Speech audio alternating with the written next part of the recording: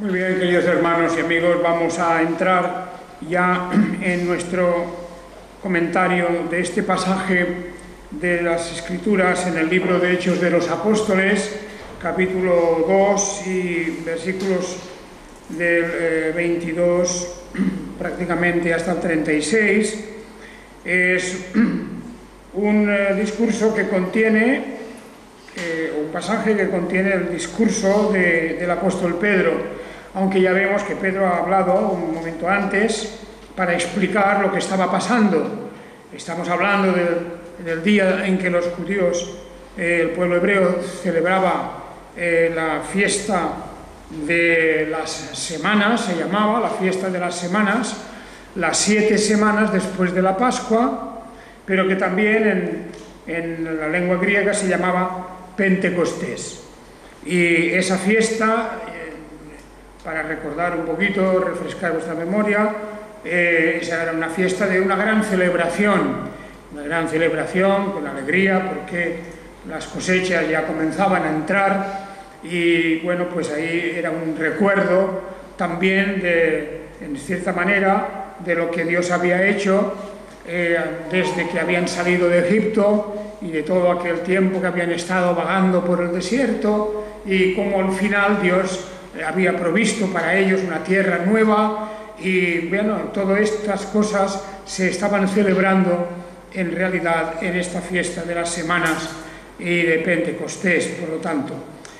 Y lo que ocurrió es que sabemos que en ese día sucedieron allí unas cosas sobrenaturales, los dones del Espíritu de Dios que cayeron en abundancia sobre los que estaban reunidos, los apóstoles, y una cantidad bastante importante de personas que se habían reunido con ellos. Ya hemos hablado de este tema, no voy a entrar otra vez en lo que sucedió en el momento en que el Espíritu de Dios cae sobre ellos. Y cuando decimos que cae es porque esa es la palabra que la Escritura utiliza, que el Espíritu de Dios, como si fuera algo así como una lluvia o algo que viene desde arriba, que simbólicamente es nuestra referencia para hablar de la presencia de Dios, y esos dones del Espíritu Santo pues distribuyen entre la gente. Principalmente recordamos que era el don de lenguas, etc. Pero en realidad también hemos de tener muy en cuenta las profecías del profeta Joel. A través de Joel Dios habló de ese día, de esto que sucedió. Y por eso fijaos que en el versículo 14 se levanta el apóstol el apóstol Pedro, quiero decir, y poniéndose en pie les dijo: esto que habéis visto es lo que dijo de la Escritura por medio del profeta Joel. Y acontecerá en los postreros días, etcétera, etcétera. Ese es lo que en el versículo 16 ya se descubre, que esto es un suceso que estaba profetizado. Y se habla de una serie de circunstancias sobrenaturales. Derramaré mi espíritu y profetizarán, daré prodigios arriba en el cielo y señales milagrosas abajo en la tierra. Por ejemplo, hablar en lenguas. Sangre, fuego y vapor de humo, pues ahí tenemos las llamas de fuego, por ejemplo, que caen y que aparecen sobre la cabeza de cada uno de estos. En fin, una serie de señales de las que Joel habla, no solo para que se cumplan en el día de Pentecostés. Eso hay que tenerlo en cuenta al interpretar adecuadamente el libro de Hechos y la profecía de Joel. No quiere decir que en el día mismo de Pentecostés todas estas señales se iban a producir, porque lo que ocurre en el día de Pentecostés, hemos explicado, es una transición. Se termina el antiguo pacto y comienza la era del nuevo pacto. Y esto es lo que importa que recordemos. Hemos entrado a partir de este momento en una nueva etapa, un nuevo ciclo dentro de los planes de Dios. no es, como dije, el nacimiento de la Iglesia, ni el nacimiento del plan de salvación, ni el nacimiento o el origen de lo que puede ser pues, la gracia divina o el don de la fe. Todo eso ya existe, ya existe. Eso es así porque desde que Dios hace una promesa, la promesa ya hecha a Adán, además, incluso, después de la caída, de cómo se va a producir esta obra de salvación, desde entonces hasta el final, hasta la muerte misma del Señor Jesús, aún incluso hasta la segunda venida del Señor Jesús, todo eso son diferentes capítulos de la misma obra. No hay división ninguna, son distintos actos o capítulos, repito, de esa misma obra del plan divino de salvación. De manera que la salvación siempre ha sido del mismo modo, es por la gracia de Dios. Los creyentes del Antiguo Testamento eran salvos por la gracia de Dios mediante la fe y el arrepentimiento. Había una regeneración espiritual en ellos a través de esto. No hay nada que los diferencie. La visión que ellos tenían del Salvador era una visión limitada, es la única diferencia.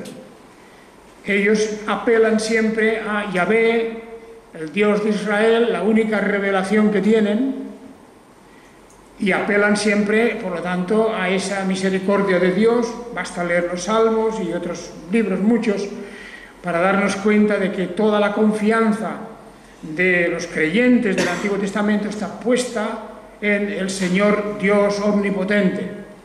Esa es la única visión que ellos tienen de Dios.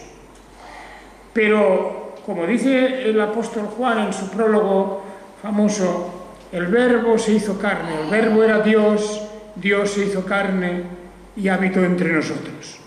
De manera que esta es la situación en la que ya estamos.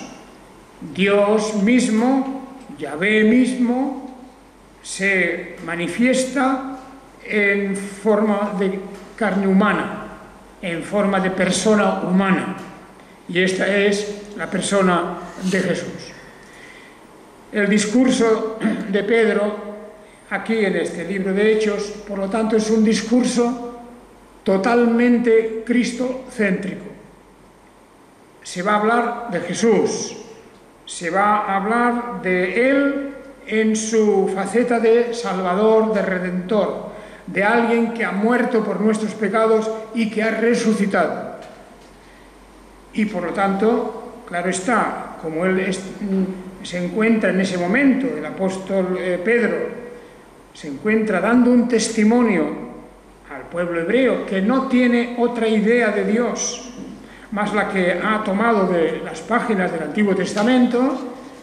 Él, en el discurso que vemos aquí, a partir sobre todo del versículo 22, pues comienza hablando de Jesús. Comienza hablando de Jesús. Este, sin embargo, es aquel que viene en el nombre de Dios, y esta es la forma en que se lo presenta a los judíos aquí en este primer discurso. Por ejemplo, en el versículo 22 dice: varones israelitas, oíd estas palabras, Jesús Nazareno, varón aprobado por Dios entre vosotros con maravillas y prodigios y señales milagrosos que Dios hizo por medio de él entre vosotros, como también vosotros sabéis. Fijaos, este versículo 22 es una declaración de cuál es la función de Jesús Nazareno, como le llama aquí. Es decir, Pedro va a entrar aquí en la cuestión de la humanidad del Señor Jesucristo. Otras cosas aparecerán más tarde y claro está que él en este discurso demuestra una sabiduría y una prudencia muy grandes, porque lo que él hace es hablar de Jesús en la forma en que el pueblo de Jerusalén en concreto había visto a Jesús. Jesús era una persona bien conocida entre todos estos que estaban aquí y lo habían visto siempre como un ser humano. no conocían, la inmensa mayoría de los que estaban allí, no conocían nada acerca de la realidad de la naturaleza divina de Jesús. Eso es un tema que se trata luego más tarde. Pero de momento, Pedro les habla como dirigiéndose a gente que conoce a Jesús como humano, solamente como humano. Y por eso se habla Dios por un lado y Jesús por otro lado. Habla de esta manera porque es verdaderamente la forma en que estos pueden entender de qué se está hablando. Se presenta a Jesús como el enviado. Se le presenta también, luego al final del pasaje, se le va a presentar como el ungido, el Mesías. El Mesías, eso ya es un paso más adelante. Pero de momento, fijaos que lo primero es Jesús Nazareno, varón aprobado por Dios entre vosotros con maravillas. Esto es una declaración de Jesús como ser humano, nada más. Ya luego vienen, como digo, otros aspectos. Por ejemplo, al final, en el versículo 36 de este pasaje, dice: sepa pues con certidumbre toda la casa de Israel que a este Jesús, a quien vosotros crucificasteis, Dios lo hizo Señor y Mesías. Ahí ya entramos en un paso más adelante. Ya no solamente es este varón, Jesús, varón nazareno, varón aprobado, del principio del discurso. Al final del discurso, este Jesús es Señor y Mesías. Y habla también de la divinidad en el sentido Dios, dice. No, aquí en esto, por cierto, en el Nuevo Testamento no aparece la palabra Yahvé. Nunca aparece. Fijaos que el Antiguo Testamento, el nombre de Yahvé es el nombre habitual para el Dios de Israel. Pero cuando pasamos al Nuevo Testamento ya no encontraremos el nombre de Yahvé. Lo podrían haber puesto una transcripción, simplemente como nosotros hemos hecho en nuestra Biblia. Hemos puesto ahí las letras consonantes del nombre de Yahvé y ya está. Pero los que tradujeron la Biblia al griego, en el Antiguo Testamento, la Septuaginta, y los que escribieron el Nuevo Testamento, que en su gran parte mayor está escrito en griego, y si algo se escribió en otra lengua no ha aparecido, está todos los documentos que tenemos del Nuevo Testamento están en griego. Pues ahí en el texto griego del Nuevo Testamento y en el texto griego del Antiguo Testamento, la traducción que se hizo ya mucho antes de la venida de Jesús, pues ahí nunca aparece el nombre de Yahvé. Donde el texto hebreo pone Yahvé o Jehová, Yahvé o Jehová, depende de la transcripción que se quiera hacer, aquí nos encontraremos la palabra el Señor. De manera que el Señor, la expresión el Señor, es el equivalente a Yahvé en el Antiguo Testamento. No hay más que comparar los pasajes, es una cosa muy sencilla y muy fácil. Allí donde encontramos en Isaías, en Jeremías, en cualquier otro texto del Antiguo Testamento, esa palabra Yahvé, la cita que aparece aquí en el Nuevo no pone Yahvé, pone el Señor, Kyrios. Esto es interesante. Además dice el Señor con artículo determinado delante, el Señor. No dice un Señor, porque la palabra Kyrios también se puede referir a un personaje. Pero cuando se dice el Señor con artículo determinado, está hablando de Yahvé, y eso es fácil de comprobar en los textos del Antiguo y el Nuevo Testamento. ¿Por qué digo esto? Digo porque al final del discurso ya Pedro, fijaos, que está hablando aquí en una expresión un poco, digamos, complicada para nosotros, cuando dice Dios lo hizo Señor y Mesías. Aquí esta palabra Señor, que aquí aparece efectivamente sin el artículo, no obstante, es una referencia también a Yahvé. No porque el hombre, Jesús, él mismo, como hombre, sea Yahvé, no. Ya sabemos la historia que hemos hablado de esta cuestión. El hombre Jesús sigue siendo siempre hombre. La humanidad de Jesús es una humanidad perfecta, sin pecado, que no se confunde ni se mezcla nunca con la divinidad. Pero el hecho de que se le llame el Hijo de Dios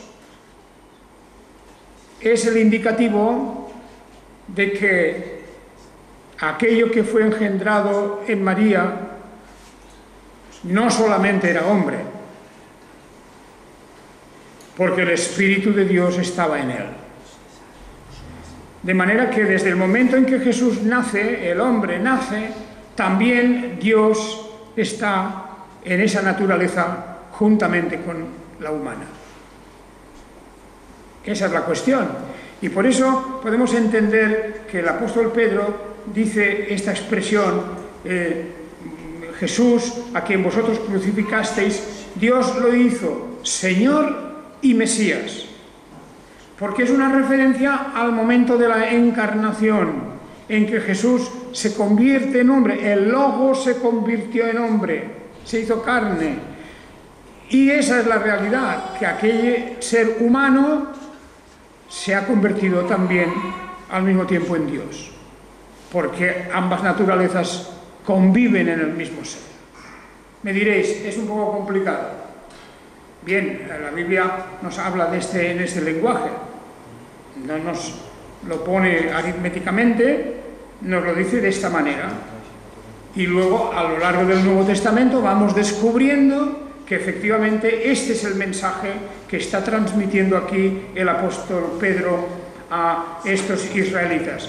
Varones israelitas, oíd estas palabras, Jesús Nazareno, varón aprobado por Dios, o sea, solamente como hombre está, repito, pues vosotros lo habéis entregado, vosotros lo habéis crucificado, pero Dios lo ha hecho Señor y Mesías. Esa es la misma expresión que el apóstol Pedro está utilizando. Muy bien, ahí tenemos, por lo tanto, esa referencia a la muerte de Jesús por el designio del Padre. No es algo casual. La resurrección de Jesús en profecías de David, por ejemplo, del Salmo 16, que se citan aquí, todas estas referencias están relacionadas en la palabra de Dios directamente, y en fin, todo es una presentación de Jesús como hombre, pero abriendo ya la puerta, decir, aquí hay algo sobrenatural, hay algo diferente. Por supuesto, no era un varón cualquiera, no era un hombre cualquiera, había algo distinto, y ese algo es esencial. Primero, el no estar contaminado por la corrupción y el pecado, y segundo, que en su naturaleza, con su naturaleza humana, convive esa naturaleza divina. A partir de estos versículos 24 y 26, fijaos cómo el 25 trae enseguida la cita de David, esa cita, como hemos dicho, del Salmo 16, la profecía de David, que también tiene un interés grande. Fijaos, David dice respecto a él, de Jesús, que ha resucitado, como hombre había muerto, como su naturaleza humana había muerto, claro está, pero esa naturaleza humana no puede continuar ya en la muerte, porque dice que era imposible que fuera retenido por ella. Versículo 24, porque David dice respecto a él: veía al Señor continuamente delante de mí, pues está a mi diestra para que no sea conmovido. Por esto mi corazón se alegró y mi lengua se regocijó en extremo, y aun mi carne también descansará en esperanza, pues no abandonarás mi alma en el Hades, ni permitirás que tu santo vea corrupción. Me hiciste conocer los caminos de vida, me llenarás de gozo con tu presencia.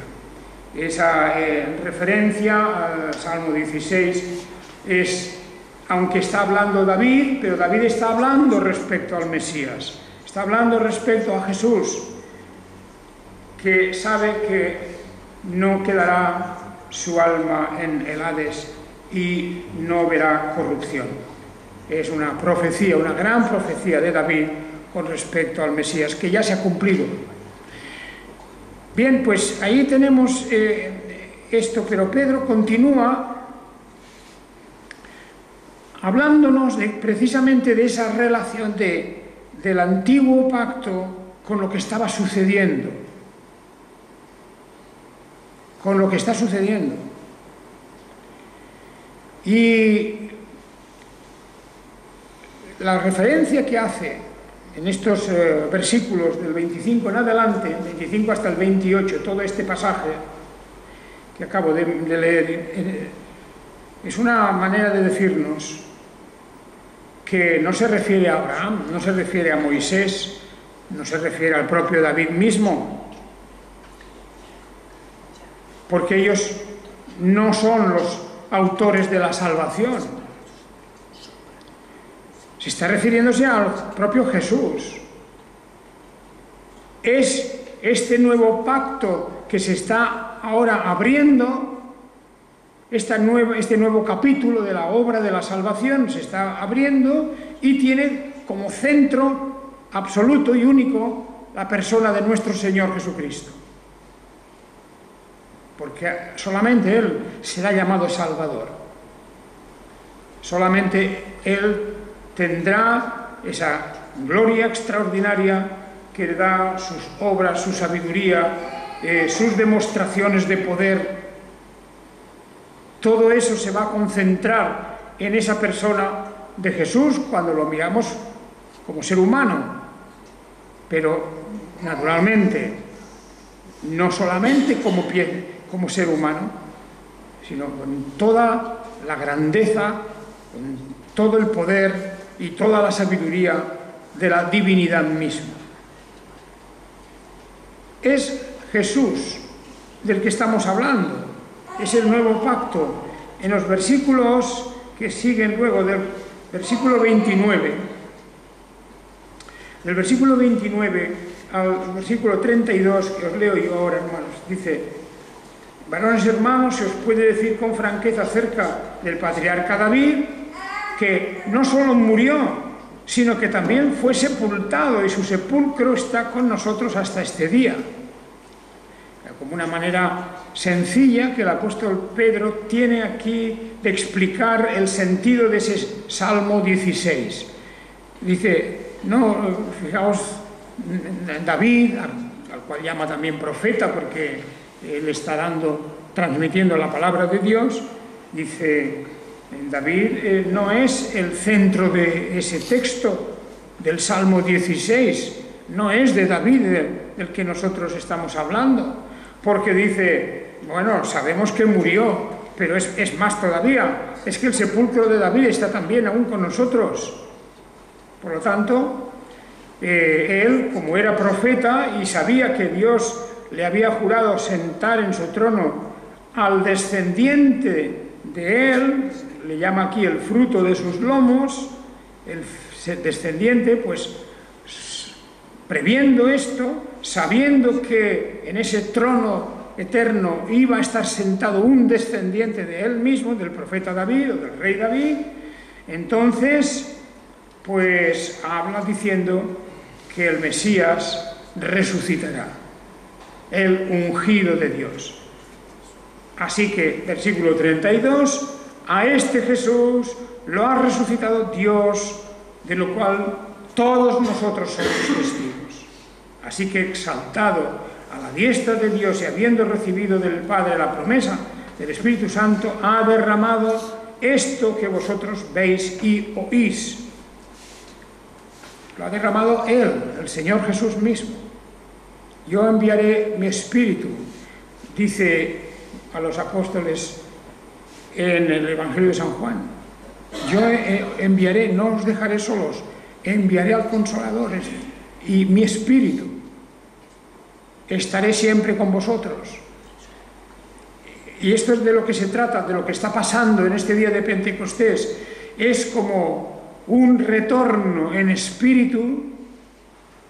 En espíritu es un retorno, un regreso del propio Señor Jesucristo, denominado aquí el Espíritu Santo. Es más, no viene, como es natural, en su naturaleza humana, viene en espíritu, es Dios. Y ahí es donde, si vamos a hablar de la naturaleza, de la esencia de qué es lo que ocurre, es Dios entre nosotros, Dios habitando entre nosotros. En una primera fase habitó en forma humana, en la persona de Jesús.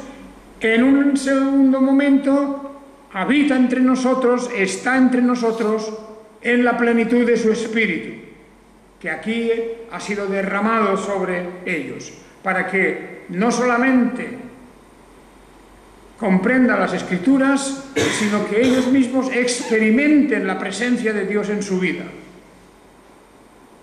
De una manera como también en el Antiguo Testamento habían experimentado, pero de una forma transitoria, muchos de los creyentes recibiendo ciertos dones espirituales de Dios, de poder, de sabiduría, etcétera, todo eso. O sea que fijaos cómo se va reflejando poco a poco este hecho ocurrido en Pentecostés, que es la presencia de Dios en medio de su pueblo, inaugurándose, como digo, esta nueva etapa con un hecho trascendental como fue el que ocurrió aquella mañana temprano del día de Pentecostés. Creo que aquí lo que estamos viendo es que Pedro poco a poco va desvelando, va abriendo ante nosotros, sobre todo delante del pueblo que le estaba escuchando en aquel día, la verdadera naturaleza de Jesús, que empieza diciendo que es Jesús el Nazareno, varón israelita, etc., pero que en su esencia es todo esto que decimos, del cual han hablado los profetas, ha hablado el propio David. Y luego viene esta parte ya casi última de este pasaje, cuando del versículo 32 en adelante nos habla, como he dicho, de esa resurrección. La resurrección es el mensaje principal de los apóstoles, cuando se refiere a la persona de Jesús. Porque esa es la resurrección que viene a demostrar que no estamos delante de un ser humano como nosotros exactamente. Cuando resucitó Lázaro, u otros personajes, otras personas en el Nuevo Testamento aparecen como resucitadas, sabemos muy bien todos ya que aquella resurrección fue una resurrección muy temporal, para un tiempo solo. Volvieron a morir. Lázaro había muerto, hoy dirían en los médicos que clínicamente estaba muerto. Es más, había comenzado en él un proceso de corrupción. Sin embargo, el poder de Dios, y eso sí, ahí está la obra milagrosa y sobrenatural, ese proceso se invierte. Y Lázaro aparece resucitado y bien en su naturaleza, en su cuerpo. La corrupción no ha seguido adelante, se ha ido fuera.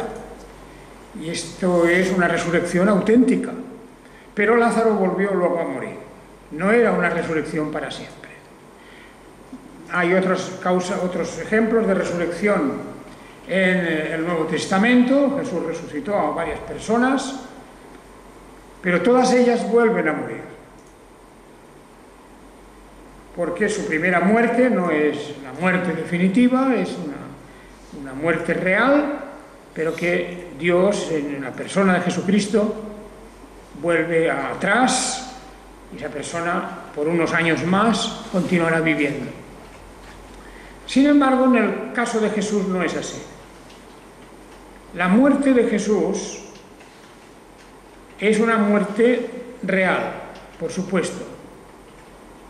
En primer lugar, no hay corrupción, porque, es decir, hay un periodo muy corto de su muerte y aún así no se comienza el proceso de corrupción. Jesús, que ha sido, preparado, su cuerpo, en fin, una serie de hierbas y de ungüentos, etcétera, envuelto en una sábana y va al sepulcro. Pero Jesús no se está viendo, no comienza siquiera el proceso de la corrupción. Por eso dicen que Él no va a haber corrupción, no permitirás que tu santo vea corrupción, dice el texto de ese Salmo de David. No permitirás que tu santo vea corrupción. Y así Jesús resucita al tercer día, pero ya no vuelve es una resurrección para no volver a morir nunca. De manera que su cuerpo resucitado está aún ahí. Y cuando Él vuelva en su gloria y en su poder, en el fin de los tiempos, su cuerpo resucitado estará ahí, igual. Esa es la gran promesa que tenemos. Y desde allí ha de volver otra vez. Ahí los ángeles que compartieron con los apóstoles lo que estaba ocurriendo en el momento de la ascensión, les avisaron diciendo: este Jesús que ahora veis que es tomado al cielo, así mismo ha de volver. Jesús volverá en su gloria, en su esplendor, sin corrupción. Y esto el apóstol Pedro está comenzando a explicárselo a los hebreos. Fijaos cómo va paso a paso. No dice todas las cosas de golpe, sino que les va haciendo saber los planes de Dios. Así que, dice, exaltado a la diestra de Dios y habiendo recibido del Padre la promesa del Espíritu Santo, ha derramado, Él, Jesús, ha derramado esto que vosotros veis y oís. Es la explicación que Pedro les da, explicando, como digo, paso a paso todo lo que está sucediendo. Fue crucificado por una decisión predeterminada de Dios, pero vosotros lo hicisteis. Y fue luego de la crucifixión resucitado, ascendió a los cielos y ahora ha derramado esto, el Espíritu, sobre nosotros. Y por lo tanto, la última cosa que le queda decir es del versículo 34, otra referencia de David, del profeta David o del rey David. Dijo, porque no subió David a los cielos, claro, tampoco David subió a los cielos. David no fue. David está enterrado, el verdadero rey David está allí enterrado, murió y allí no ha resucitado. Todo esto que dicen los salmos no lo decía del rey David, él no hablaba de sí mismo, sino del Señor Jesucristo. Y ahí se le dice el Señor a mi Señor, siéntate a mi diestra. Se emplea la misma palabra, Kyrios. Dice el Señor a mi Señor. En la misma en la igualdad completa. Está en la inmensidad de la esencia de Yahvé, del Dios eterno. Ahí está el Padre y está el Hijo y está el Espíritu Santo, como se le denomina, en esa unidad de la Trinidad. Dijo el Señor a mi Señor: siéntate a mi diestra hasta que ponga a tus enemigos por estrado de tus pies. Se ha producido ese desdoblamiento entre el Padre y el Hijo. El Padre comunica con el Hijo, es la figura del Padre, pero ambos tienen la misma naturaleza divina. Hasta que ponga a tus enemigos por estrado de tus pies. Por lo tanto, ahí queda todo el periodo de la historia abierto de lo que va a ocurrir. Todo lo que ocurre en la historia humana es un aspecto, aunque no lo veamos así, ni lo interpretemos así, es un aspecto de la lucha de Dios contra el mal. Esa es la gran cuestión en la historia de la humanidad y en la historia del universo. La lucha de Dios contra el mal. Nosotros, como no tenemos la visión completa de las cosas, fácilmente caemos en interpretar la vida, la historia, los sucesos, en fin, todo lo que nos rodea, lo que ocurre, etc., lo interpretamos de una manera muy parcial. No vemos la verdad que hay detrás de todo del escenario. Nos quedamos solamente con la pantalla del fondo del escenario y nos parece que eso es toda la historia. No, detrás de ese escenario, detrás de lo que ven nuestros ojos, hay la lucha.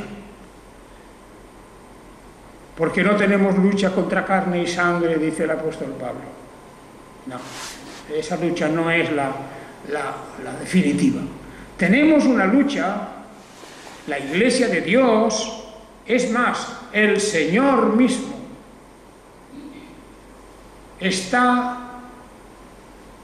trabado en una lucha contra Satanás y contra el mal.